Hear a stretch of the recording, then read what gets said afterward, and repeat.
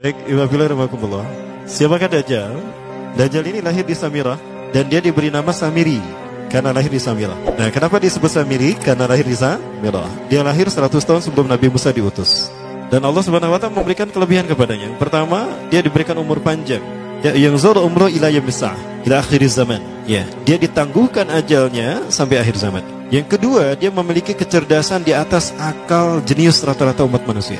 Jadi sejenius apapun umat manusia yang normal, dia 60 tahun di atasnya. Sehingga penemuan-penemuannya, kecanggihan berpikirnya, kedewasaannya jauh di atas manusia.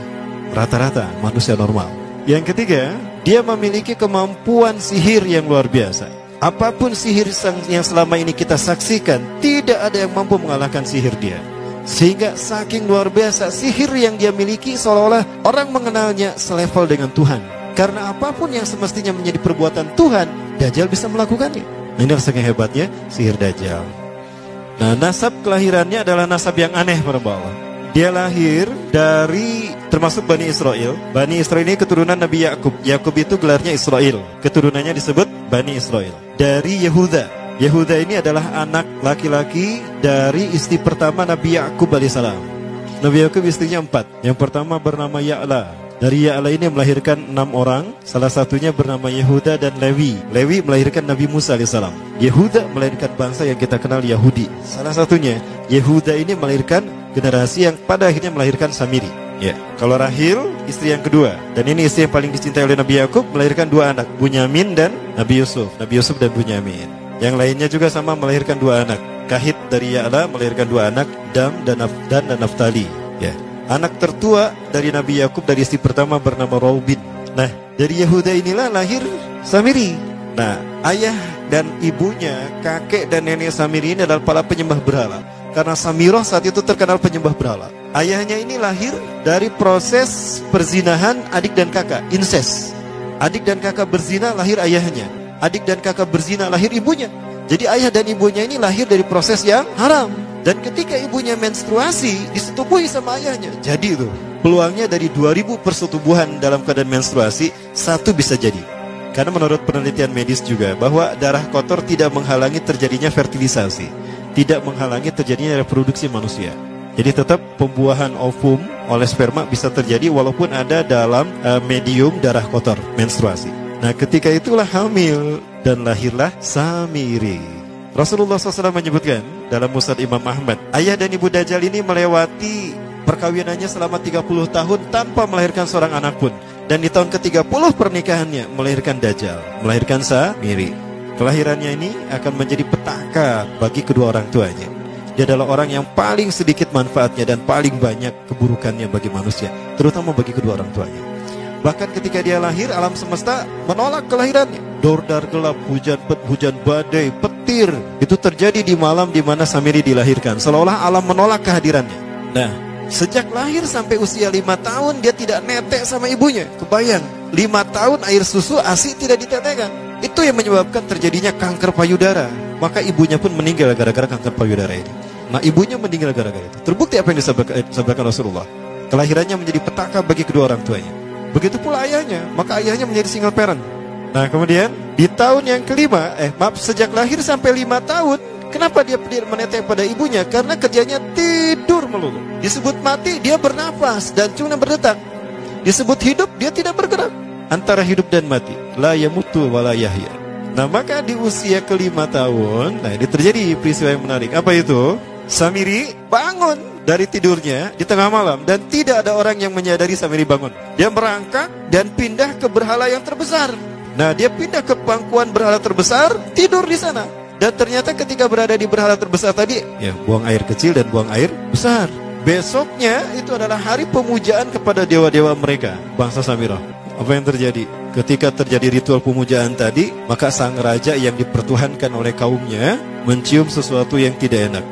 Bapaknya Samiri ini adalah tokoh agama paganisnya. Pas dilihat, kaget sang raja. Ternyata itu pesing berasal dari pantatnya si Samiri yang ada di pangkuan berhala terbesar. Marah murka tuh sang raja. Itu anak kamu, kenapa ada di situ? Kurang ajar kamu, ya telah menghina Tuhan kita. Kenapa kamu pindahkan anak kamu ke situ? Oh tidak Tuhan, saya tidak memindahkannya.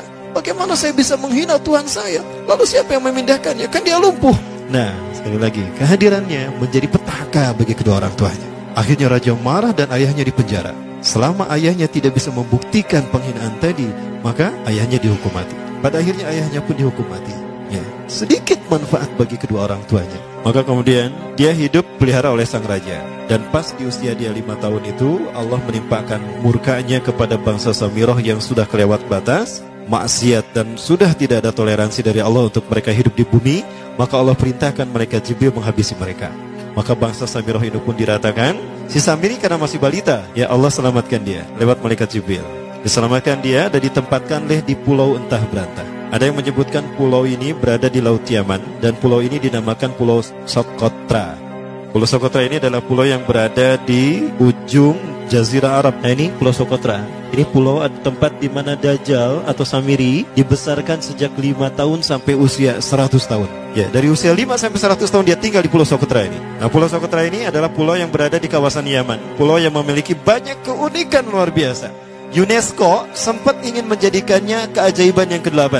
Kan ada 7 keajaiban dunia ya. Yang ke-8-nya tadinya ini. Namun karena dia terkait dengan Samiri Dajjal, maka banyak negara yang menentangnya, terutama negara-negara yang menjadi pengikut Dajjal. Maka pada akhirnya pulau ini dirahasiakan. Nah, sebetulnya pulau ini unik kalau kita ingin berekreasi ke sana. Namun karena posisi yang terpencil, jarang orang mengikutinya. Para wisatawan jarang mengunjunginya. Padahal sesuatu unik, termasuk binatang dan penghuninya tuh unik-unik. Pohonnya unik. Dunia menyebutnya pulau ini dengan pulau julukan dari pulau alien hingga pulau neraka. Ada juga yang menyebutkan The Jekyll Island. Pulau Jekyll Island itu bahasa barat, kalau bahasa kitanya Pulau Dajjal. Ya, sama dengan Pulau Sedir ya. Itu juga The Jekyll Island. Nah, Pulau Socotra kaya dengan flora dan fauna yang unik hingga saat ini belum ditemukan di tempat lain. Jadi tidak ada flora dan fauna yang ada di pulau ini yang ada di pulau lain di seluruh dunia. Hanya ada di pulau ini.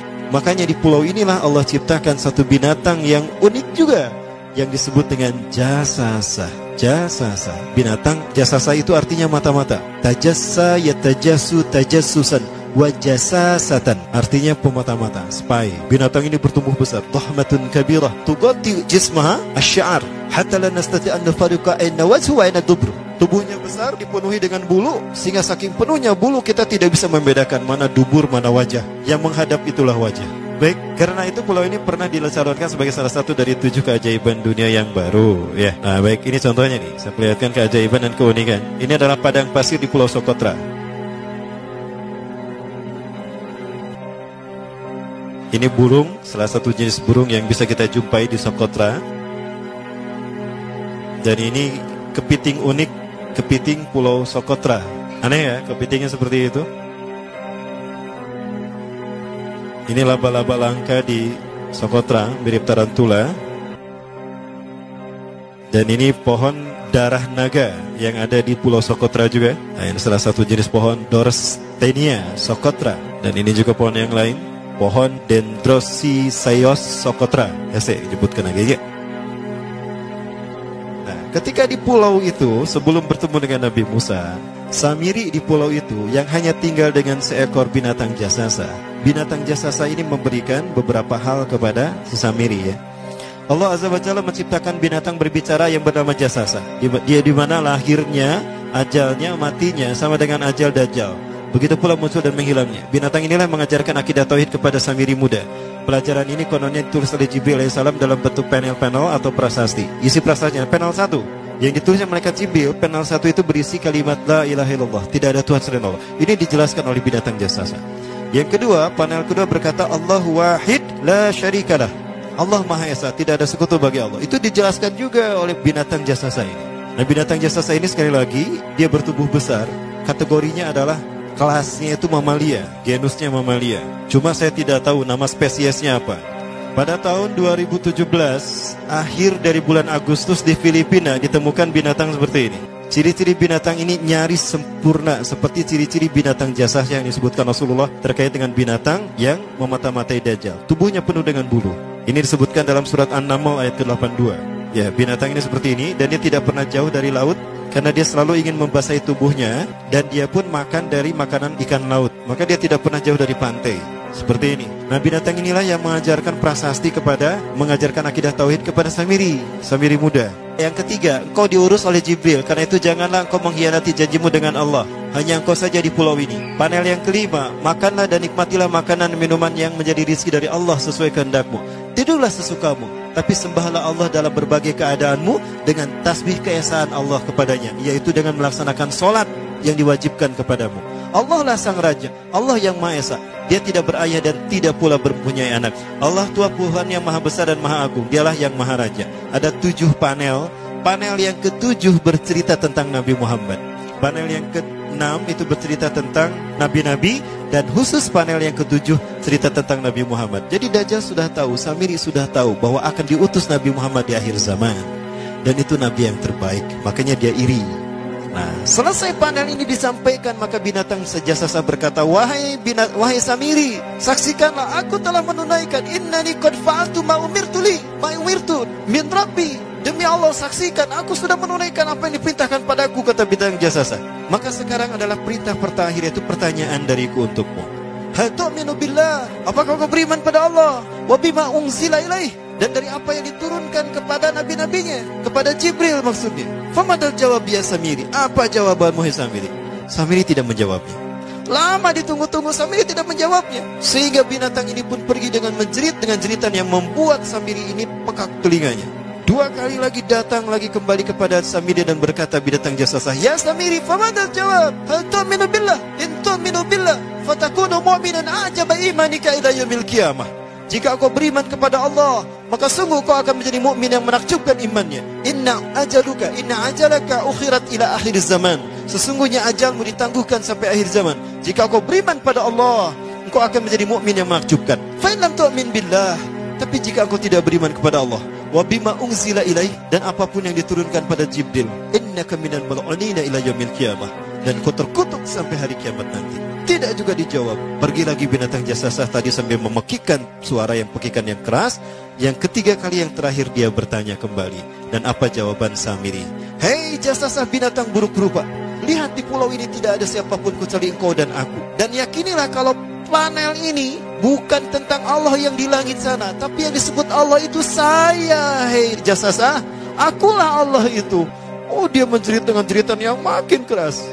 Sampai si Samiri pun menutup kedua telinganya. Sejak saat itulah binatang itu pergi dan berkata, Innaka dajjal, innaka dajjal, innaka dajjal. Engkau adalah pendusta, engkau adalah pendusta. Pendusta sampai hilang suaranya. Di saat itulah Samiri mendapatkan gelar Dajjal. Jadi siapa nama asli Dajjal?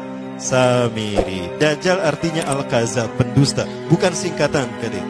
Baik, nah sejak saat itulah Samiri keluar dari pulau itu dan dia sudah menyandang gelar Dajjal, pendusta, karena dia mengaku Tuhan. Baik, Iwabillah, jangan salah, Dajjal kecerdasannya mampu melakukan cloning dan mampu melakukan berbagai macam riset dan eksperimen. Hatta eksperimen yang mengilhami film Hook itu Dajjal bisa melakukan. Bahkan ketika orang membayangkan kendaraan tercanggih itu pesawat terbang, Dajjal sudah mampu membuat piring terbang dengan kecerdasannya. Ya. Rasulullah menyebutkan kendaraan Dajjal itu dia bisa terbang, kata Rasulullah. Dan kecepatan terbangnya 5 km per sekon. 1 detik 5 km. Hanya dengan berkedip-kedip dia berkeliling dunia. Ya. Kecepatan ini diambil dari hadis Rasulullah. Berapa kecepatannya Rasulullah ketika dia terbang di muka bumi? Ya, kendaraan yang dia gunakan itu kecepatan terbangnya seperti awan yang ditiup angin, kata Rasulullah. Dan awan rata-rata ditiup angin itu 5 km per sekon. Dan jarak dari satu telinga ke telinganya, artinya setengah diameter atau diameter kepalanya, keledai yang dia gunakan, Rasul menyebutnya keledai, itu arba'una zira, 40 hasta, 27 meter. Diameternya itu 27 meter. Keledai macam apa yang jarak dari satu telinga ke telinganya 27 meter? Kalau bukan piring terbang. Ini bisa 24 meter kan? 27 meter. Bisa tidak? Bisa. Dan kecepatannya pun sama. Dan pernah meninggalkan jejak Cop Circle di Yogyakarta. Nah, Cop Circle itu adalah jejak UFO yang menjadi isyarat instruksi bagi para pelaku konspirasi dunia. Siapa? Para kalangan Illuminati.